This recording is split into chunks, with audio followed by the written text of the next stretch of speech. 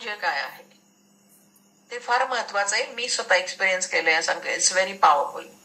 Powerful काय आहे की आपल्याला काहीतरी हवंय आयुष्य, म्हणजे डिझायर, तुम्हाला इच्छा आहेत, काही प्रश्न निर्माण झालेले आहेत. तुम्हाला पहिल्या दिवशी जी गुरुबाणी मधली दोहा ऐकवला होता त्याची परत आठवण करून देते. त्याच्यात काय म्हटलेलं आहे, जे झालेलं आहे ते मी डिलीट नाही करू शकत, परत आपण नाही करू शकत. पुढं जे होणार आहे ते पण मला माहिती नाहीये. बरोबर आहे. आणि आता ज्याला मी पकडून ठेवलेलं आहे, पकडून म्हणजे सुख असेल काय असेल ते पण कधीतरी पास होऊ शकतं, म्हणजे माझ्याकडून निघून जाऊ शकतं. सगळं अनप्रेडिक्टेबल आहे इथं, सगळं अनप्रेडिक्टेबल आहे. आणि एकच गोष्ट प्रिडिक्टेबल आहे, टू सरेंडर टू गॉड.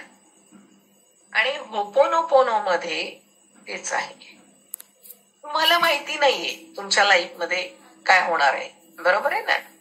तुम्हाला काय आहे की आत्ताचा जो क्षण आहे ना त्याचा 100% तुमच्या फायद्यासाठी वापर करणं हेच फक्त सगळ्यात महत्वाचं आहे.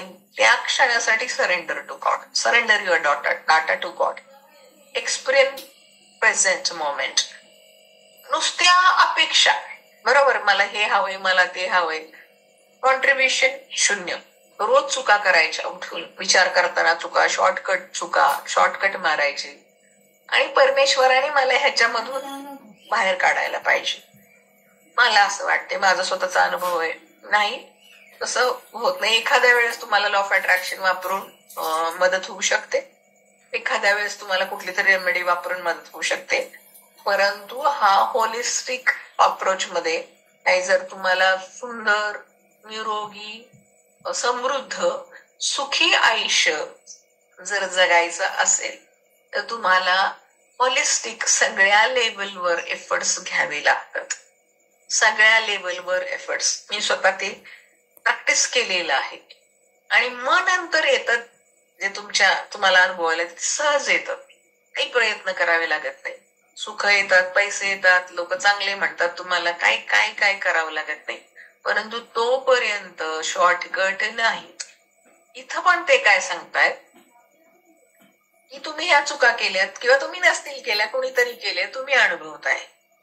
तुम्हाला आता काय करायला, डाटा क्लीन करायचा आहे, डाटा ओझ उतरवत राहायचंय, ओझ उतरवायत राहायचंय. ज्या क्षणी सगळा डाटा क्लीन होईल त्या क्षणी तुम्हाला डिवाइन कॉन्शियसनेस अनुभव यायला लागले. डिवाइन कॉन्शियसनेस आला की तुम्ही जे ऍक्शन्स घेणार आहेत, तुम्ही ज्या कृती करणार आहेत त्या पॉझिटिव्ह रिझल्ट देणारे आहेत. म्हणजे माझं वागणं जे काय आहे, जे तुम्हाला सांगू का चुकीचं वागणं असेल किंवा विचारी वागणं, ते काही थांबत नाही. आणि मी रोज सकाळी उठते, अर्धा तास चॅन्ट करत बसते, बरोबर, I am sorry, please forgive me. इकडे रोज अर्धा तास सोडून द्या, म्हणजे 95 त्याला प्रिन्सिपल आपण म्हणतो, 95% of your time you are creating a wrong data आणि 5% तुम्ही तो डिलीट मारताय. कसं होते गणित जुळणार आहे? नाही जुळणार आहे, बरोबर आहे ना. मग तुम्हाला काय करायला पाहिजे की बेसिकली इंट्रोस्पेक्शन करायला पाहिजे. मी नवीन डाटा तर नाही क्रिएट करत.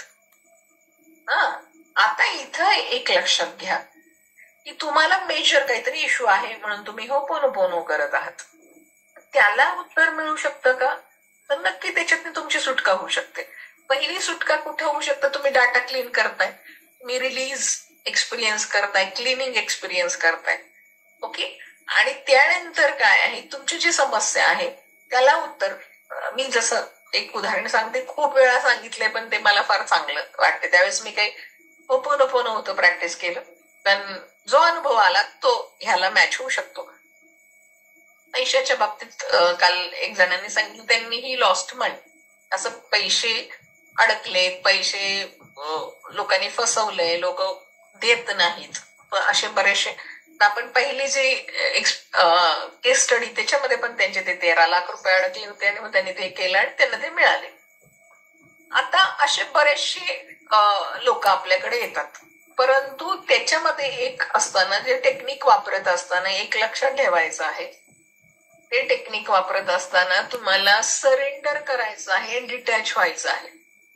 जर तुम्ही डिटॅच झालेला नसाल त्या इश्यू पासून तर तो सरेंडर होत नाही, तर ते युनिव्हर्सला दिल्या जात नाही. बरोबर, तुमच्या सबकॉन्शियस मधून सुपर कॉन्शियस मध्ये दैवी शक्तीकडे ते जाणार नाही.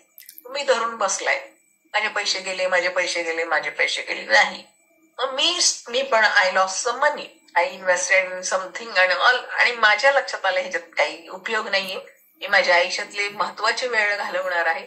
मी माझ्या मैत्रिणीची ती इन्व्हेस्टमेंट होती आणि मी तिच्या, मला अजून आठवते, ते आयुष्यभर मी आठवणार आहे, राजाराम पुण्यातला.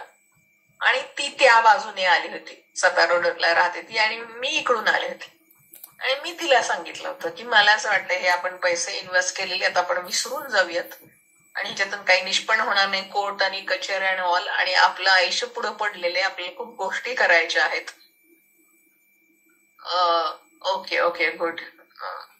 ओके पगार साहेब, आपल्या बऱ्याचशा गोष्टीत आपण फॉरगेट करूयात. मिळाले पैसे ठीक आहे, नाही पण आता आपल्या कामाला लावतो. ती म्हणली नाही ग एवढे मोठे पैसे आहेत जे असं तसं. मी म्हणलं हे बघ, आपण जर ह्याच्यात अडकून राहिलो ना तर आपलं आयुष्य आणखी बिखरत जाईल.